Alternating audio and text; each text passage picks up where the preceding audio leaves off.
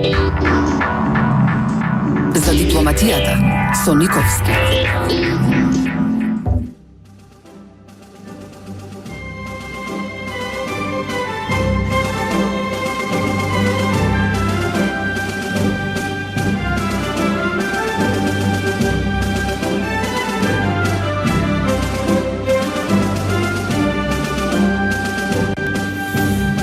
За да избегаме од нашиве убиствени теми, малку подлого денеска ќе се држиме на станите кои го вознемирија со право светот и кои ќе имаат сигурно далекосежни последици.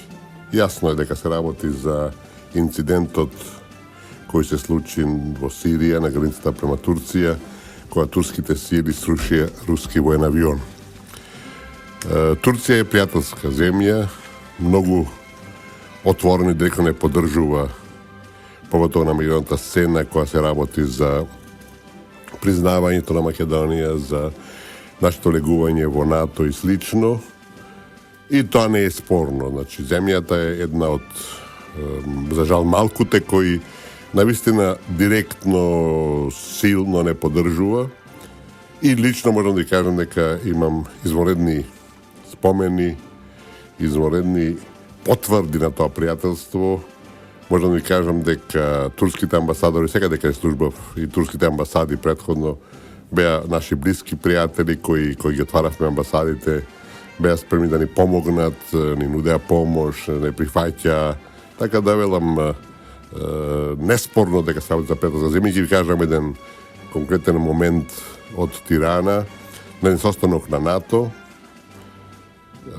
каде секогаш реагирав кога не рекува поранешна југословенска или кога ни ја става навредливата кратенка Фајром или ПРМ што викаме ние. И никогаш не дозволив да седам зад референцата која ни ја става на ознаката пред местото одредено за Македонија. Секогаш носе во себе лист на кој пишуваше Маседонија, тоа го поклопував и на почетокот некои се бунеа, грчкиот представник, али во принцип тоа го прифаќа. И во една прилика на еден таков состанок во Тирана, значи, имаше претходно некои збрки, некои проблеми, дојдов доста нервозен и кога почна процедурата, која не нарекоа со референцата, јас премолчив, тоа беше веројатно прв пат, и точно од противната страна на гледната маса следеше турскиот амбасадор Мурат, кој рече, ви се молам, чекајте, републиката се вика Македонија, не се вика поранешна, Турција ја призна по тоа име и ве молам тоа да се почитува. И се сврти на кај мене, рече, Ристо, твојата влада, тебе те плаќа за да ги браниш македонските интереси, а не мене. Доби аплауз, мислам, стана еден многу симпатичен настан, затоа што сите, да знаете, се во себе се чувствуваат непријатно кога не рекуваат со референцата и не дај Боже некои кои користат и кратенката, свесни дека тоа неправда. Меѓутоа велам, едини реагира турците кои на сите документи на Алијансата, каде се спомна наша држава со референцата, доле во фуснота става дека Турција е призна под нејзиното уставно историско име Македонија, односно Република Македонија. Иначе се вратиме на Турција и на овој инцидент мора да се каже со жалење дека се работи за една грешка, се работи за сериозна турска грешка, за еден инцидент кој беше непотребен, бидејќи на сето она што се случува во Сирија се додаде, се фрли во огнот едно ново масло, кој ќе го разгори огнот и кој ќе создаде нови проблеми, бидејќи според мнозина ситуацијата или конфликтот или проблемот, како сакате, со Сирија е еден од најкомпликуваните во човечката историја, при што се многу страни инволвирани, при што не знаеш кој е кој, не знаеш кој е со кого и не знаеш кој е против кого. Факт е дека дека Русија и Турција се на спротивните страни. Турција го настојува со сите сили да го сруши председателот Башар ал-Асад, додека Русија го поддржува, а да нагласиме дека во целиот тој галиматијас кој се случува во Сирија, само од странските сили, само Русија има легитимитет и само Русија има мандат официјален и прифатлив да тамо делува и да тамо презема акции во поддршка на легалниот избран председател Асад, на чија покана и барање Русија тамо инволвирана. Сите други се нелегално тамо, со други зборови може да ги речете као терористи. А да се навратиме малце порано, проблемот со Сирија е отворен пред 4 или може има веќе 5 години од страна на САД, кои не ја прифаќа руската ориентација долгогодишна на Сирија према со проруски режими, или така, према Русија и соработката која меѓу тие две земји се разработуваше, односно се реализираше, и сака да тука дојде до промени. Асад и беше главната пречка, почна да тренираат, финансираат, наоружуваат разни групи опозицијски, или така, се некои од нив ги нарекуваат умерени, што и самите признава дека Ал-Нусра, например, е дел на Ал-Каеда, едно чудо други такви групи кои се апсолутно терористички, мислам. Меѓутоа, знаете, Западот има двојни стандарди. Терористите кои се на негова страна се добри, а кои се на спротивната страна се лоши. И мислам дека треба да нагласиме дека едно најголемите зла на денешницата се тие двојни стандарди на Запад. Едно зборуваат, друго мислат, а трето прават. Македонија е, да ја подсетам, најдобар пример за таквата политика. И, значи, во таквиот галиматија сега доаѓа, први имахме неколку пати кога турците приговорија дека руските воени авиони навлегле во турскиот воздушен простор и направија сериозни демарши кај рускиот амбасадор во Анкара, направија тоа малце и на светски план галама, нели така врева, што би рекле ние. Се со цел, како што сега заклучуваме, да се отворат патот да еден ден служат руски авион. И да го расчистиме тој повреда на воздушниот простор, такви милиметарски, ако сакате, повреди на воздушниот простор на разни земји се случуваат скоро секојдневно, се многу чести, и тие поминуваат незабележено, никој ништо тука не превзема, бидејќи се работи за грешка, односно за ненамерни чекори.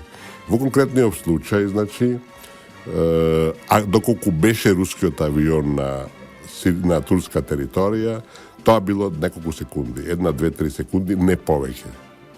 И што е, мислам, клучно во целата ситуација, иако турците тврдат дека 10 пати ги опоменале пилотите, а спасениот пилот вели дека тоа не се случило, воопшто не се случило, иако ги опоменувале 10 пати во рок од 5 минути, дека го повредуваат турскиот воздушен простор, а авионот кој е срушен падна на 4-5 километри во сириска територија, таму падна и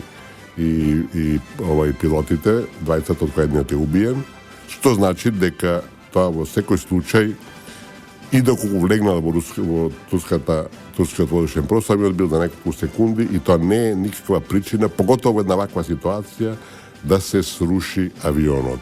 Велам, се работи за една сериозна турска грешка, се работи за една сериозна провокација на Русија и се работи за настан кој ќе има далекосежни последици и на руско-турските односи, кои помногу што беа добри, и консеквентно и Македонија може да ќе штета од сето тоа, бидејќи, како што знаете, долго време се зборува за турскиот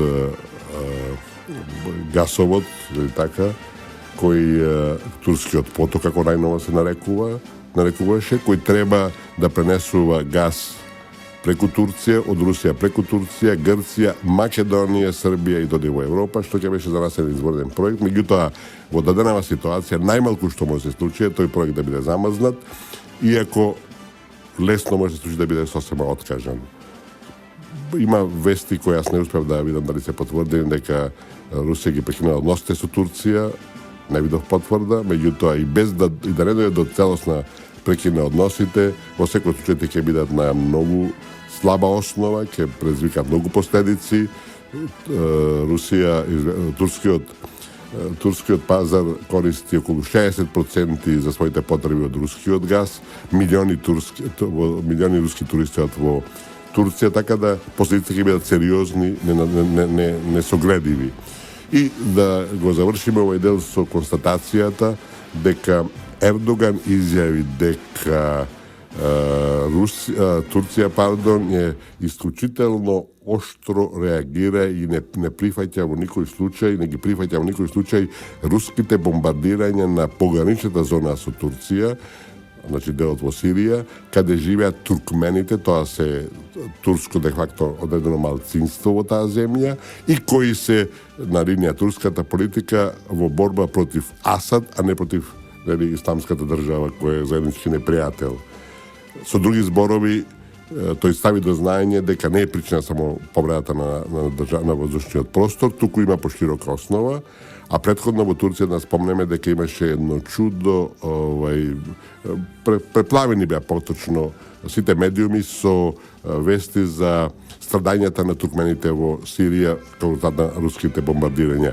А од другата страна Путин изјави дека не е проблемот со Турција само авионот, туку во прашање исламизацијата која оваа влада ја врши во земјата, така да двајцата председатели ставија поширок контекст на овој случај, кој му дава и одвоена, посебна и нагласена тежина.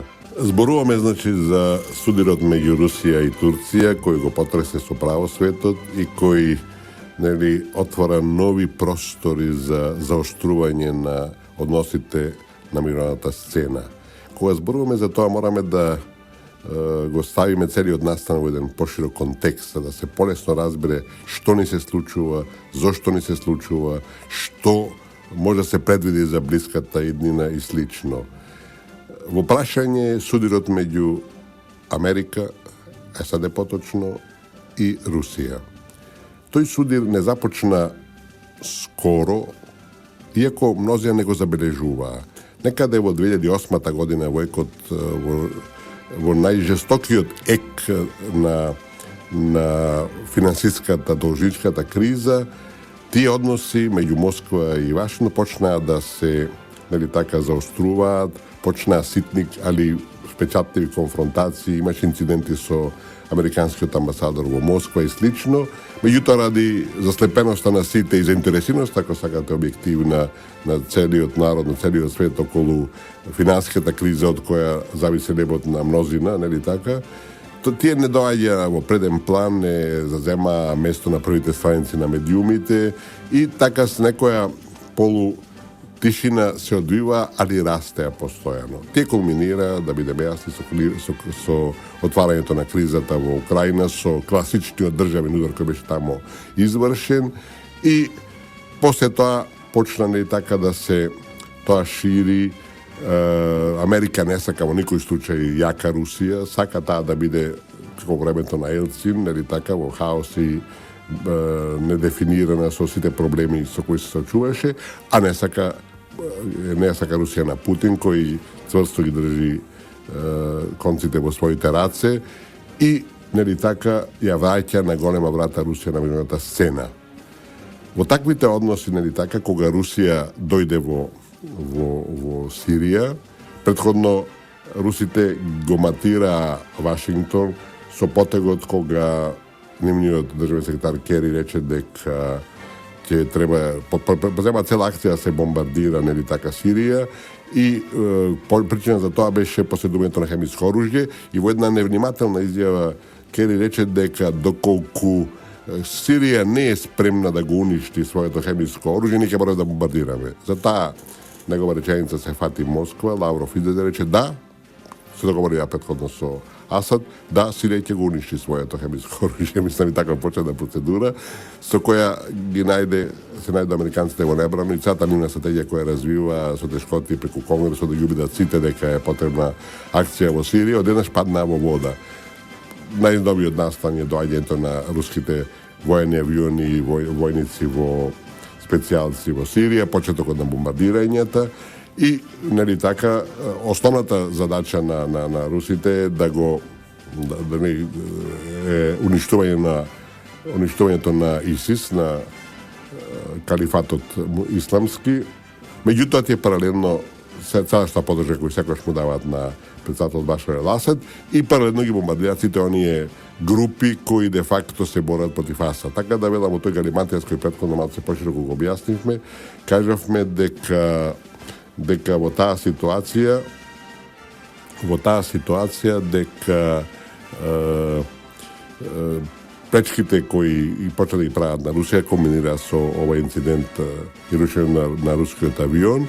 Меѓутоа, треба да бидеме уверени дека таа конфронтација, значи, која е меѓу Русија и САД во меѓувреме, нели така, ќе се шири, ќе расте и ќе има се повеќе и повеќе проблеми. Преку Сирија се полека ќе отвориме и темата со бегалците, која се повеќе и повеќе се рефлектира негативно на нашата земја, а во таа цела состојба, мислам, клучен е хаосот кој владее во Европа, која нема своја политика, која нема свој став и не знае што да прави со тој проблем, али презема чекори кои се апсолутно неприфатливи, кои се на крајот кај на штета, директна штета на Македонија, евентуално на Србија и на другите земји од регионот. Значи, ако ја погледнеме малце поблиску Сирија, ќе видиме дека тоа е земја со отприлike 22,5 милиони жители. Тоа беше една добростоечка, секуларна држава на Блискиот Исток, која спроведуваше една модерна политика, значи Башар, Башар ел Асад, иако тој по многу што може да се смета како диктатор, нели така, има диктаторски елементи во неговиот систем, меѓутоа такви се скоро сите режими на Блискиот Исток, почнувајќи од Саудитска Арабија, Катар и кај сакате поблиску и подалеку во тој дел од светот. Меѓутоа, другите се не така пријателски на страната на Америка и диктаторството и системот кој е недемократски во основата не им пречи. Меѓутоа, бидејќи Асад беше на другата страна, затоа тој мораше да се сруши. Значи, 74% од населението во Сирија се суни, а 16% се алавите или друзи, меѓу кои е и председател од Башар ел Асад, значи стичал како во Сирија со порешно председател Садам Хусеин и овде представник на малцинството владее со мнозинството на земјата, нели така, а алавите се еден вид на шиити. И тоа им пречи на мнозина на Блискиот Исток, бидејќи сите земји тамо, освен Иран, се сунити доминацијата, а покрај шиитите во Иран, доминантно шиитско население има само уште во Азербејџан, никаде на друго место. Турција е сунитска доминантно, нели така, и затоа се тие проблеми покрај, нели така, на ориентација политичка и на таа религиозна основа се тие конфликти кои тамо се случуваат. Сите тие елементи, значи, кои беа позитивни за Сирија, да не зборуваме како беше во Либија, каде системот, режимот на Гадафи, кој беше режим, вистински режим, нели така, имаше за населението на чудо погодности, сигурно дека имаше злоупотреба во зборот на власта и од таа доминација, таа диктатура, меѓутоа земјата беше организирана, стабилна, сигурно, и како што беше Ирак на времето на Садам Хусеин. Покрај сите недостатоци реков дека тамо државите функционира. Се ниту една од тие држави не функционира, а најстрашно моментов е сепак во Сирија. И во тие 22,5 милиони така луѓе, кои, велам, живеева на еден пристоен начин, се заедно во спореда со многу земји во светот, кај што има сиромаштија, кај што има беда, кај што има, нели така, огромни разлики во населението. Сирија не беше таков случај. Сирија, напротив, велам, беше еден позитивен пример на коегзистенција и во таа структура на религиозни групи, нели така, третата се христијаните, имаше околу 10% во Сирија, имало се уште, така, ја го голем да се бегалци, се христијани. И кога веќе доаѓаме на тема на бегалците, мора се каже дека во Турција има преку милион бегалци и тоа е уствари изворот од каде тие тргнуваат према Европа и нели така покрај другото ја загрозуваат и нашата земја. Тој проблем на бегалци е исто така една од причините на Турција да презема чекори, да го контролира тој дел од Сирија близко до границата, за да го спречи и да доаѓањето на нови бегалци, бидејќи може да секој да претпостави дека таа огромна бројка представува сериозен терен за Турција и покрај другото, затоа и Европската Унија се обидува на некој начин да соработува со Турција за да проблемот се реши на извориштето или најмалку барем меѓу односите меѓу Турција и Грција, а не понатака.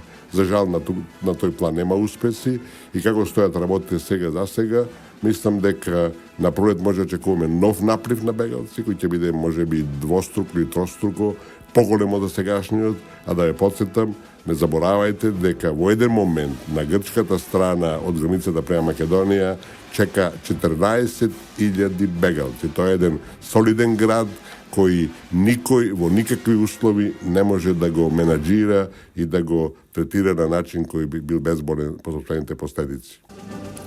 Кога зборуваме за бегалците, мораме да констатираме најоштро дека политиката која во последно време ја наметна Брисел е безсмислена. Прво, поделбата на бегалци од Ирак, Афганистан и Сирија, кои се така добре дојдени во наводници, кои може да поминуваат, додека другите треба да се стопираат и тоа на нашата граница, е неприфатлива. Таа поделба е како би рекол, измислена, неприродна, неприфатлива, бидејќи ако ги погледате кои се бегалците, тоа се све млади луѓе.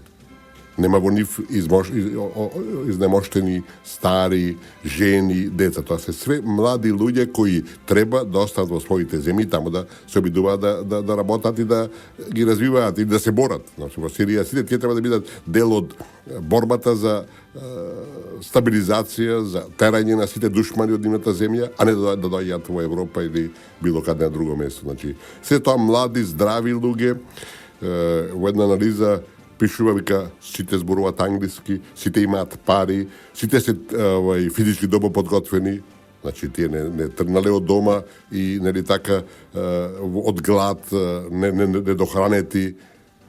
Тие значи биле со сета физичка и психологичка кондиција тргнале према запад. Имаат пари, велат ги продале имотите и куќите. Кому ги продале имотите и куќите? Кој во Сирија ќе купи нешто што се продава? Никој. Или слично е во Ирак, а уште полоше е во Афганистан.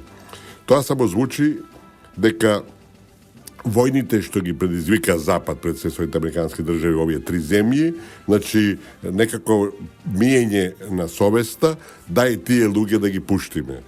Мислам, безсмислица чиста. А другите, што се исто така резултат на нивните политики, меѓутоа поиндиректни, не со војнени, туку со една експлоатација преку глобализацијата или преку сите други начини мерки кои ги имаат, тие не играат. И се што мислите? Дека овие кои не се од овие три земји ќе се вратат назад? Тоа нема теоретска шанса. Те поминале меѓу 5 и 10.000 километри и сега, значи, со сите маки и ризици и трошкови и како сакате, и сега ќе добро, не пуштат овие, не ќе се одиме дома назад. Тоа нема теоретска шанса. За прашање какви промени ќе ги прават. И клучното на сето ова е, од нас, Туск беше тука председателот на Европската Унија во Скопје, некоја мини турнеја на регионот, кој, иако нашите не објавија, беше јасно дека од нас побара да направиме кампови и да ги чуваме тука бегалците. А требаше да го прашат, да му кажат, не, господине Туск, ако треба се прави селекција на бегалците, кои кај нас доаѓаат од Европската Унија, значи не доаѓаат од Афганистан, него од Европската Унија, може да правите само вие. Тоа може се прави само на турско-грчката граница, а не грчко-македонската. А што мислите, зашто барат од нас се прави таа селекција на нашата граница? Само затоа да останат кај нас. Тој што прави селекцијата, оние што се подобни во наводници, нели така, што е апсолутно неприфатлива измислица, тие може да продолжат, а овие другите демек кои немаат легитимитет, нели така, се економски емигранти, тие може да продолжат. И во селото тоа што се случува е една безсмислена ситуација, една катастрофална слика за Европската Унија, еден срам за нив векове, ако сакате. На сето тоа на врвот стои изјавата на Меркел пред колку 3 месеца, нека биде и 4 месеца, бегалците се добродојдени. Кај се добродојдени? Во Македонија или во Германија? Ако се во Германија поведете, земете ги.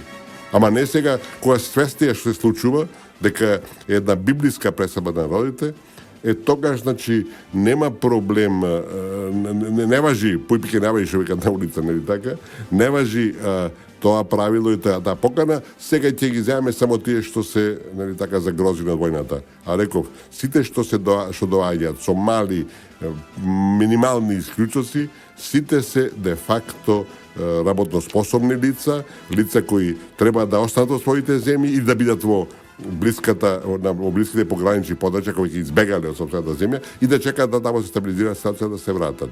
Има една друга теза која не е докажана, нели така. Во целиот, нели, овој случај со бегалците се поставуваат многу прашања и нема некакви одговори.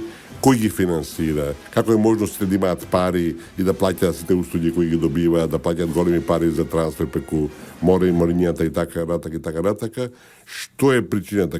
Кој стои за сето тоа? Има една теза која велам не е докажана и иако звучи доста објективно, не знам, не би се усудил да кажам дека треба да се поддржи да се прифати, а тоа е дека целта на Вашингтон е да сите работоспособни, сите интелектуалци, сите луѓе кои се двигатели на развојот на земјата се отидат, ја напуштат Сирија, така да и да остане Башар ел-Асад на власт, да после тоа нема со кој да владее.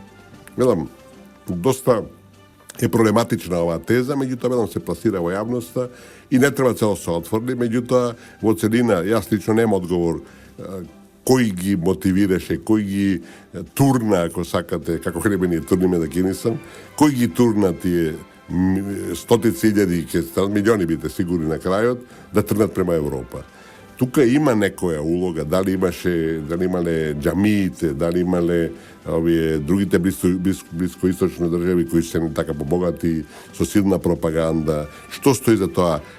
За сега нема јасен и нема целосен одговор. Меѓутоа, нашата позиција мора да биде селекцијата на мигрантите мора се врши или во Грција, или на грчко-турската страна, а не во Македонија. Бидејќи, ако ништо друго, ние треба да ги прифатиме бегалците од Европската унија, од Грција, нели така, и да ги селектираме во име на Грција и да ги задржиме оние што немци да ни подобни.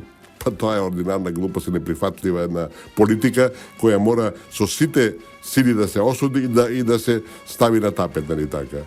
И мораме да прашаме исто така, а која е таа политика толку да штитат Грција? Добро, Грција е во криза, Грција е во тешкоти, меѓутоа чекајте, Грција ако е неприфатлива, ако не е квалификувана за Европската унија, па нека истучат, нека истераат. Тоа не го посакуваме ние, нас не ни одговара тоа, меѓутоа ако размислуваме на тој начин, тогаш мораме и тоа да го кажеме јасно и гласно. Во целата ситуација, велам, се прави една политика, се спроведе една политика каде Македонија, евентуално и Србија треба да бидат жртви на тие настани, а да не забораваме дека Белград заради интересот и непосредното започнување на преговорите за членство во Унијата е многу покооперативен, многу поспремен да прифати и да проголта некои кнедли, бидејќи, велам, ќе добие некоја компензација. Македонија нема никаква компензација. Бидете сигурни да ставиме во земјава и 100.000 бегалци, не дај Боже, да прифатиме тука, ништо нема да се промени во Брисел по однос према Македонија, ни од страна на НАТО, ни од страна на ЕУ. Може ќе фрлат некои ситни пари, разбирате, кои за нив не се проблем, меѓутоа во нашето напредување према членство во овие организации и надминување на она нелегална политика која се спроведува према нас и уцената и блокадата кои ни се поставени првното по тоа членство нема се промени. Според тоа, никаква цена и да сето се промени, нема цена која треба да не убеди да прифатиме 150 или 100.000 бегалци, а да велам и да ни ги дадат сите тие погодности кои објективно ни припаѓаат, а нелегално не ги скатуваат, значи, преговорите за членство и самото членство. Македонија не сме да дозволи таков луксус, бидејќи тоа ќе има далекосежни последици. Ние имавме една ситуација слична со кризата на Косово 1999 година, кога 17% од нашето население беа бегалци, со што се промени комплетната структура на населението. За среќа тоа позитивно се заврши, иако имаме консеквенции, иако имаме останати тука бегалци кои така се наш товар, кои не се вратија. Во секој случај се реши таа ситуација. Меѓутоа не заборавајте дека во историјата многу малку од бегалците се вратиле во своите огништа, дека тие останале главном таму кај што се евакуирале, кај што побегнале, така да иако не дај Боже кај нас се случи да приме поголема група на бегалци, можда мораме да ме свесни дека тие ќе останат баден подолг период во земјата, иако се разбира дека нивните аспирации се доат понатака кон север. Возборувајќи за бегалците, можеме да заклучиме дека тие веќе има директно влияние на нашата економија. Веројатно чувте или видовте дека на грчката граница има пет возни композиции наменети за извоз од земјата кои се блокирани, бидејќи бегалците имат запоследната пругата во Грција. Грчката страна не презема ништо да ја расчисти, за да може да возовите да минуваат. И 5 композиции возни се во Солун со стока за увоз во нашата земја. Тоа директно ќе влие на нашиот економски развој и велам, покотово на крајот на годината може да има далекосежни последици и да го намали резултатот кој се го очекуваме дека ќе се постигне. Да регистрираме и неколку настани кои ќе бидат и се актуелни во последно време. Тука пред се е посетата на Кери на регионот.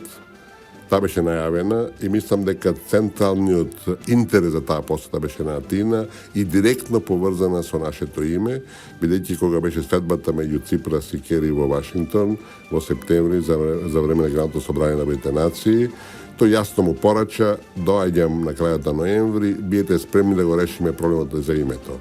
За среќа, тоа нема да се случи и таа идеја погубна за нас, дека проблемот треба да се решава кога во земјата владее хаос, кога имаме една криза, кога ништо не се знае што ќе биде утре, нели така, кога сме најранливи, тогаш да се бара решение. Тоа е навистина осуда на смрт без да се испита случајот, нели така. Мислам дека тоа ќе пропадне благодарејќи председна Атина, која нема никаква намера да прифати решение, осим она што го имаат кажано, нели така, и прокламирано ерга омнес, што е вон памет, кој нема теоретски шанси да некоја се постигне, меѓутоа тоа нив ми е и одбрана, една барикада со која се обезбедува дека во времево низ кое врвиме, тоа нема да дојде на дневен ред.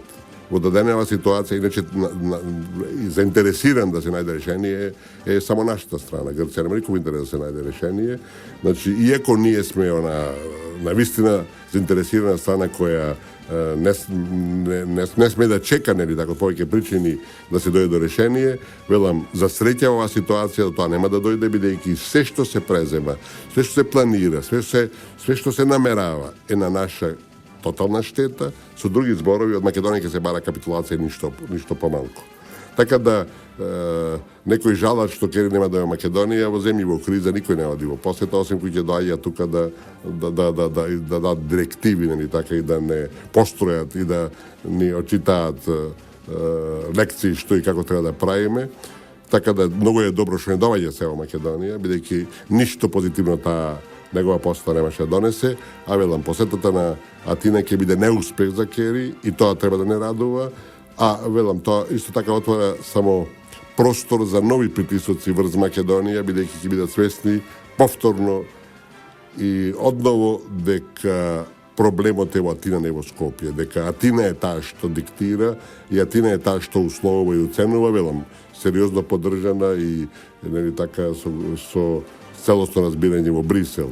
Кога тоа кажувам, не мислам дека се тие менаџери на кризата, меѓутоа сметам дека тоа сум го кажал повеќе пати да го повторам, менаџери и носители на проектот се Соединените американски држави и Вашингтон, поточно, додека Грција има лиценцата на спорот и им представува една пречка, бидејќи од тамо тргна целата работа, тамо треба и да заврши на свој начин, нели така, бидејќи ако тие не дадат некакво зелено светло дека проектот, предлогот, идејата ни така се прифатливи, тоа не може да помине, бидејќи ќе биде на крај смешно дека оној што тврди дека Грција и Македонија треба да се договорат, има своја политика, своји приоритети, своји правци на размислување и на интереси за наметнување, а овој од друга страна, нели така, се појава како некоја пречка која ќе дојде до некое финално решение, нели ги повлекува кочниците и не дозволува да тоа и помине. Велам, треба да биде срекни што тоа не се случи, иако и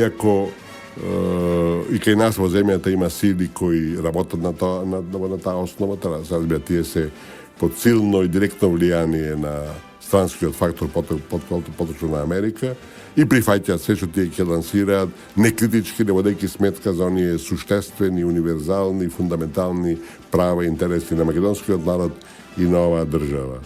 Понека да ја завршиме денешната емисија со оние наши редовни рубрики, а тоа е купувајте македонски производи.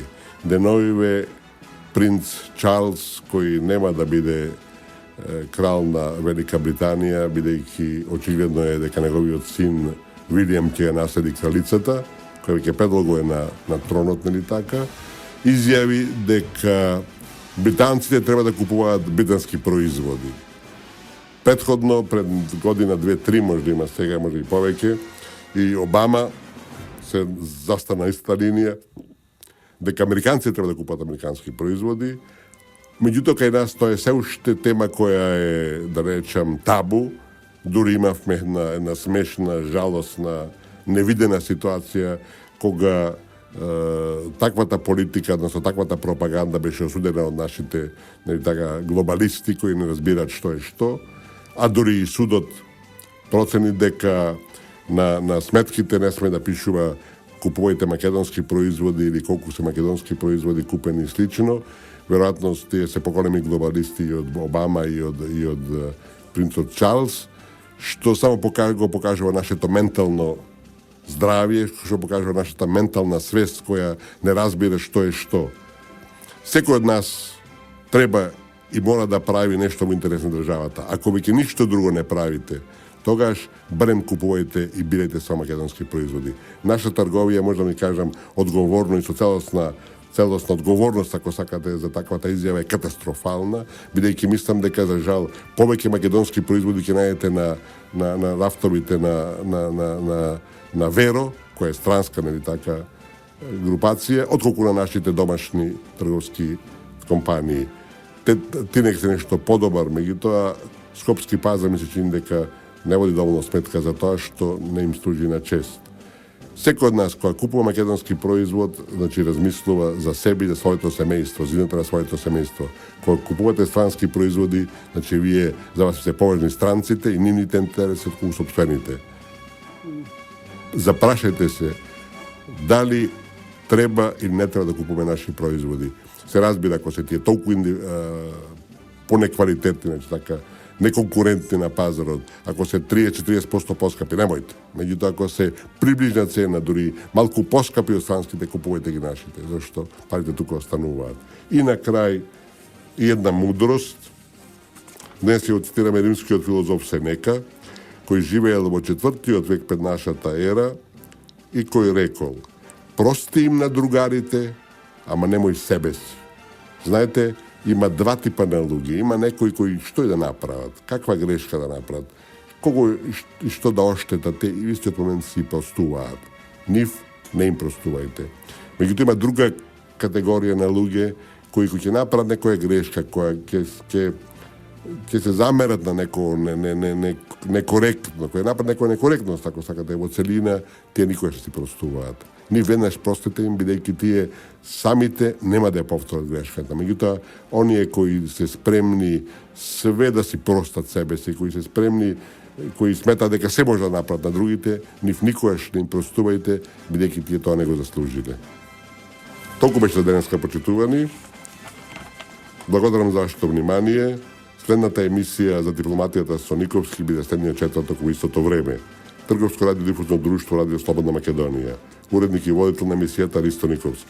Датум на продукција 26 ноември 2015 година. За дипломатијата со Никовски.